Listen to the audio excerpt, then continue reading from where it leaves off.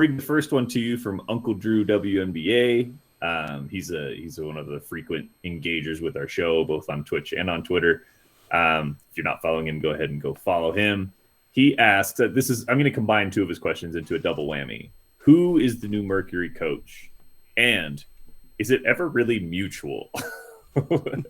Referring to the so-called mutual departure of Sandy Brondello from the franchise. Well, I'll start by saying, to actually answer the second question, as one who has been on the lower end of a crappy breakup many a time, no, it's never mutual. But no, that's obviously referring to, Brondello, they've mutually parted ways, but who broke up with who is kind of the idea. Is this a case of being fired from the team and the team wanting to do it softly and say mutually parted ways? Is it you saying like, yo, I'm getting an offer for New York and I'm taking it? And just let me do you a solid by saying we mutually parted ways? Or is there, because I'm trying to figure out what mutually parted ways would look like in real life. Of just like, the only thing I could think of is that scene from You Got Mail where it's like, oh my gosh, I want to break up with you too. Like at the exact same time, she's like, holy crap, this is amazing that in the sports world, it almost feels like mutually parted ways only happens if like both sides hate each other, because if they love each other, they're not going to do it. So it certainly feels like I'm excited for the Sandy era in New York. But when she was asked that question about what's different in New York compared to Phoenix, and she responded with, well, there's no Brittany Griner here. That tells me that there's still kind of I think she's all in on being New York's coach, and I think she's excited to be there, and I think they're going to be really successful this year, or at least pretty successful this year. And they're one of the teams I'm most excited for, but I still think that Coach Brondello probably feels like there was more she could have gotten out of Griner after the year that she had, and now doesn't get a chance to. So I do think there's still some lingering. And I should make this known to everyone listening to this, that this is an intentional thing I'm doing. I'm going against my typical instinct and the typical grain every year when I see news leading up to free agency. I always like to think like, don't buy too much into it. Don't want to over speculate. That's weird. Like, let's, things happen, but it's not that big of a deal. But you know what? Free agency has been so zany over the last couple of years that I've decided I'm going to buy into everything. I'm going to like wide eyes emoji everything that I can. And so I'll say it. Brondello bringing up Griner in the interview. Is it a coincidence? Is it could we be seeing Griner in Seafoam all of a sudden? Most likely not, but why not say it? This doubles down to today. There was a really cool highlight reel that Jewel Lloyd tweeted out, and in it she's wearing like a parodied Chicago flag on her shirt.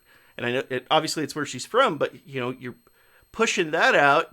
You're right about to start free agency. And you know what? I've just decided it's just more fun to be like, maybe. Instead of saying like, no, it's nothing. It's just a t-shirt. And I'm sure it is just nothing. And it's just a t-shirt.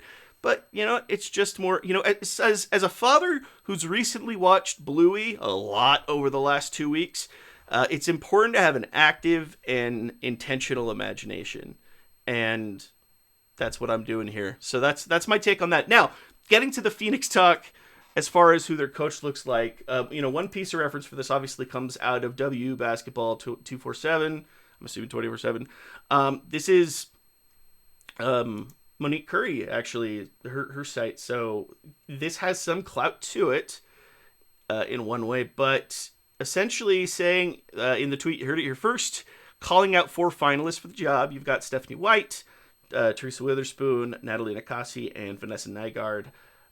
So Nygaard's an assistant coach over in Vegas. Nakasi was an assistant coach with the LA Clippers, and I believe is currently coaching their developmental team, the Agua Caliente Clippers, which is fun because if you coach there, you're always in hot water. And then Stephanie White, who I believe is coaching over at Vandy. So some really good names there. Witherspoon, I believe, is an assistant with the Pelicans right now, if I'm not wrong. So solid names overall. I know one name that kept getting bandied about was Pokey Chapman. That doesn't seem to be on this list. So to dive a little more into this question, Logan, is there a name on this list that not necessarily pops, because I think there's one that stands out to most people just because of what's recognizable. But is there a name on that list that when you see it, you more than the others go, that's probably the hire? Yeah, I think Teaspoon probably has the best chance of being the hire here. And both because of her ability and because of her visibility, because I think Phoenix does care about that. They know they can't just move from Sandy Brondello, who's had a lot of success there, to kind of a no-name, undiscovered talent, right? Like I think they know they need to land somebody that's going to install some confidence in the team moving forward. And Teaspoon probably has a little bit of an edge in that department, but I think this is actually a really solid list.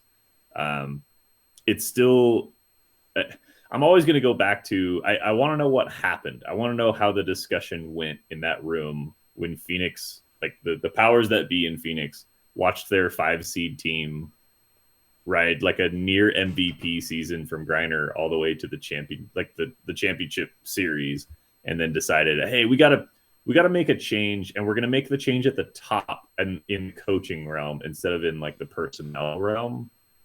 Mm-hmm. Like, don't get me wrong, I'm usually not for like running it back with the exact same team, because that's what my NBA team does every year and it never works. Like I get that you got to tinker and you got to change some things, but they beat Vegas in a series. I mean, like, and pretty soundly. So I just don't get it. Yeah. I just don't get it. And even if they make a good hire, I'm still not going to all the way get it. So obviously we'll be on top of that news when it comes across, but I think Teaspoon would be a good fit there. I also think that the Vandy coach is she's going to land somewhere eventually, and I'm excited to see what she does. But I don't like. I get the Liberty snatching her up right away, and I get Vegas, even though they've had success with Coach Lambier. I get that landing Becky Hammond was an opportunity they couldn't really pass up.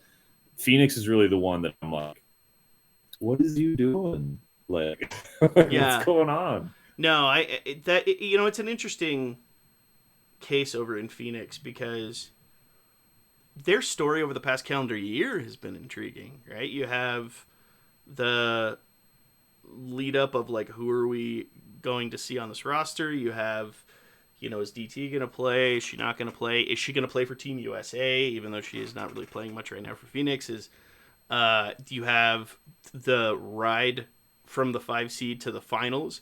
You have immediate random drama with like media, not doing media after the finals. You have Brondello and her own drama with the Australian team. And so just there's always been some interesting hot button topic over in Phoenix that leads to this. And so, I mean, Witherspoon is definitely the move that is going to be the biggest eye popper, and it's probably one they would lean in. My case is that like the most feasible of hires? Is that something that, Teresa's interested in like so heavily that she'll take the move? And that's where it's a really intriguing discussion. I know Nakasi is a huge, huge player coach, and is one that a lot of players have stood by and supported as someone who, really, really knows how to work with different personalities. Nygaard was a huge part of Vegas's success. So it's a hard move. Coach Nygaard's the name that I keep thinking like realistically makes the most, just I could really see it happening. But I suppose this is a case of we'll see. It's a tough spot to be in, and things are wide open. You listening at home right now, you might be the coach of the Phoenix Mercury by the time this episode's done.